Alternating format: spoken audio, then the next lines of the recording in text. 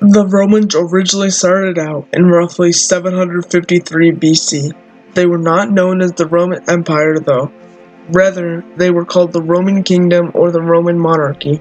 In this period of time, now known today as the regal period in the world, the Romans were ruled by kings instead of by the people.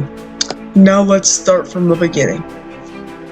It all started when twin brothers Romulus and Remus were sent off in a basket along the Tiber River by their father Mars, the god of war.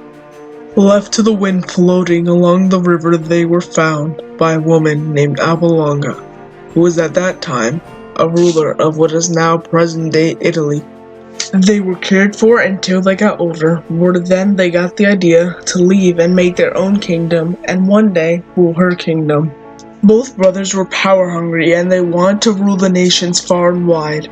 Romulus was very hungry to rule a kingdom and didn't want to share the power with his brother.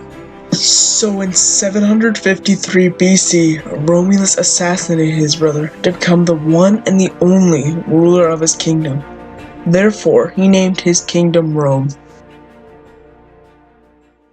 Soon after ruling a small successful kingdom, Romulus disappeared in 717 BC for what historians now think is when he passed away. For around the next 200 years, Rome had 7 simple and benevolent kings. Then the 7th king came into power. This king, Lucius Tarquinius Superbus, was the 7th king of Rome. He came into power in roughly 510 BC. Historians describe him as a tyrant and a very cruel person, unlike Rome had ever had before. The Romans hated their new ruler and wanted him gone. So, by a series of multiple riots and trials, Rome turned from a monarchy into a res publica, meaning property of the people. The new Roman government was similar to the United States government today. They had 2 leaders called consuls that were elected annually. These 2 consuls were also commanders-in-chief in the army. Though it sounds all good for the Roman people, it wasn't exactly that good and dandy. The standard citizens in the early Republic of Rome had very little power. Most of the power to elect the consuls was largely because of the Senate, though the government got more developed over time. In 450 BC, the first sign of Roman laws was made. The Romans started with 12 original commandments. These were simple things such as legal procedures, civil rights, property rights, and any basic common sense things.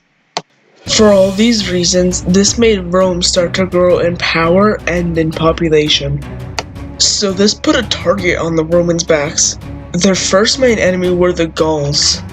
The Gauls didn't like the Romans and they tried to burn the city down in 390 BC. The Gauls did some damage, but Rome prospered, and eventually in 264 BC, Rome got even bigger and gained control of the entire Italian peninsula.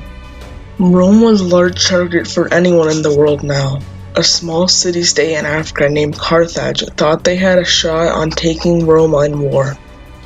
Then Rome fought in a series of wars with them. These wars were called the Punic Wars. The first 2 wars went very good for Rome. They received full control of Sicily, a large chunk of Spain, and the western Mediterranean. The third and final war was from 149 BC to 146 BC. This was the last battle and the Romans had won. As their prize, the Romans won the city-state of Carthage and all the citizens, therefore were soon turned into slaves. Then, with their joy at being victorious, they immediately challenged King Philip V of Macedonia, and within a few more wars, they turned King Philip's kingdom into their own. Now, with Rome controlling a large part of the east and the west side of the world, they became the largest, most diverse kingdom of the world. This gave Rome a sense of different religions, arts, and languages. All nations are like a roller coaster though. They have their highs and their lows. Rome had just hit their peak and they were bound to go down. Original Rome, though, was a very strict and complex nation. It was simple. Everyone spoke the same language, had the same set of rules, and had the same religion. Now Rome had a very diverse kingdom that struggled to keep peace within its borders. By 107 BC, Rome got another important leader that would soon provide to their country's demise. Gaius Marius was a position in consul in 107 BC. He was the first consul member that would lead to the end of Rome. By 91 BC, Rome was getting attacked non-stop, struggling to stay a kingdom put together. Then, in 82 BC, a man named Sulla came into power for a short period of time, but then soon retired considering that Rome was constantly a target getting shot at. There was still heavy amounts of tragic events happening in Rome until in 63 BC, a new leader named Marcus Tullius Cicero came into power. For the period of time that he was there, Rome was starting to get built back up again. All the attacking had stopped. Rome was going well again. Furthermore, in 59 BC, Marcus Tullius Cicero was no longer a leader and Rome had nobody else to step in his place. Then, Julius Caesar came around and took his place as leader. Caesar was a very good leader at the time. He wanted to bring Rome back to its former glory and conquer the rest of the world, and that's what he set out to do. Sadly though, in 54 BC, Caesar's daughter, who was also Pompey's another soon-to-be leader's wife, passed away. This drove Caesar insane. Soon thereafter, Pompey became Rome's leader and Caesar became the general of the military. Although Pompey wasn't as good of a leader as everyone thought he would be, he grouped up with his Senate allies to flip the tables on Caesar and take him out of power. Caesar wasn't going down without a fight though, and he commenced a civil war, and the once undefeatable nation was broken in two. The two sides of the Roman Empire fought for around a year until Caesar was stabbed 23 times by the same senators that betrayed him. Soon after that, Pompey died on the other side of the Roman Empire, and there were no leaders on either side. The two sides of the Roman Empire were reunited for a short period of time by Caesar's great-nephew Octavian and the current consul, Mark Antony. They came to an agreement that Octavian would lead the western provinces and Antony would lead the east. This agreement soon fell through, and Octavian invaded Egypt where Antony and Queen Cleopatra ruled. Soon after the defeat of Egypt, Antony and Queen Cleopatra committed suicide. By 29 BC, Octavian was the sole emperor of all of Rome. For the next 200 years, Rome had many more emperors come and go.